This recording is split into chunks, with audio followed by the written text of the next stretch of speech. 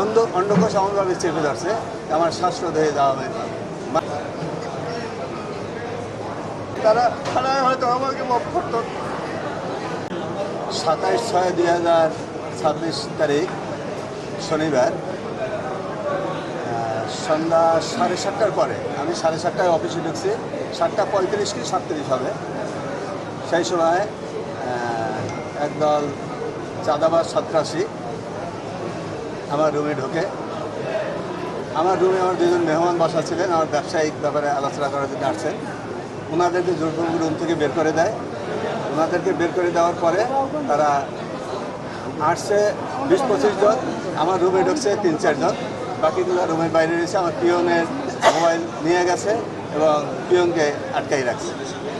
আর রুমে ঢুকে আমাকে হঠাৎ করে আক্রমণ, আমাকে মারধর শুরু করছে। মারধর শুরুর তার একটা নতুন কৌশল হয়ে সে আমার অন্ডকোষ এমনভাবে চেপে ধরছে আমার শ্বাসরোধ হয়ে যাওয়া মারা যাওয়ার উপক্রম হয়েছে।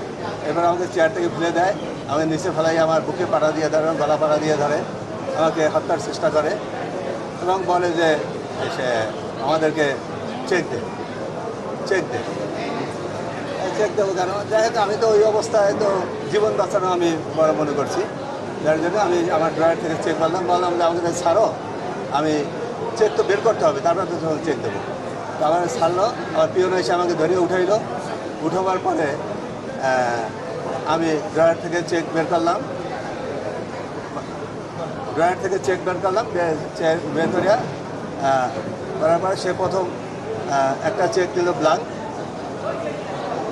আর একটা চেক দিল পরে লেখাইয়া 70 লক্ষ টাকা।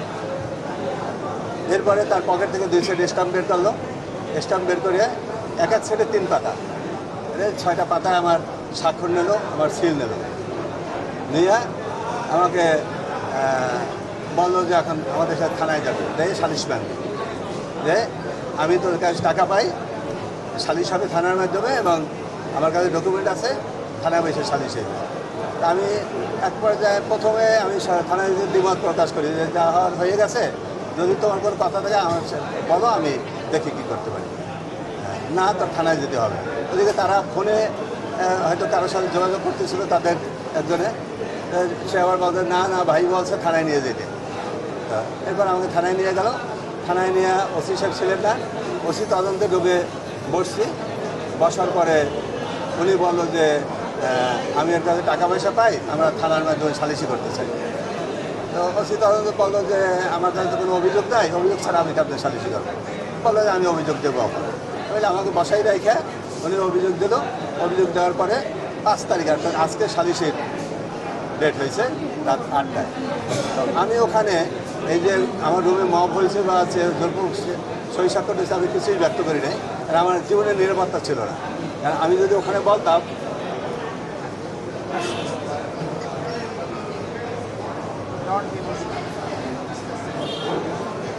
তারা থানায় হয়তো আমাকে মাফ করত, সেই ভয় আমি ওখানে কিছু বলি নাই। পরে ওই সালিশ ব্যাংকে থানা থেকে চলে আসার পরে আমি 3-4 দিন একবার বিপদ সমস্যায় ছিলাম। এমন ঘটনা দেখার জন্য আমি কাউকে জানাইতে পারছিলাম, ভয় পাইতেছিলাম। সর্বশেষ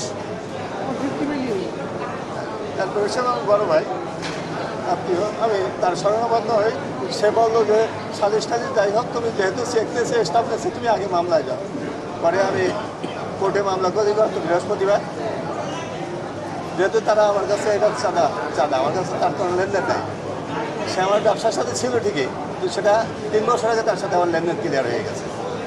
তো সে 1 কোটি টাকা দাবি করে আসতেছিল বেশ কিছুদিন যাবো। তো সেদিন 70 লাখ টাকার চেক দিল আর ব্ল্যাঙ্ক চেক দিল। তারপরে আমি চাঁদা বৃহস্পতিবার মামলা দায়ের করছি। মামলা দায়ের করার পরে ভিডিও ফুটেজ আছে, আমার রুমে সিসি ক্যামেরা আছে। সেই সিসি ক্যামেরায় সব কিছু উঠে আছে। এটা হয়তো ওরা আজ করতে পারেনি, আমার কপাল ভালো, আল্লাহর রহমত। আমি সেটা কোর্টে প্রডিউস করছি। কোর্টে প্রডিউস করার পরে এফআইআরের জন্য আদেশ হয়েছে। এরপরে মোস্তাফিজুর রহমান লিটু একজন, এবং তার সাথে অন্তত আমি চিনি না, বাইরে আসছিল এবং পরিকল্পনাকারী আরও 2-1 জন আছে।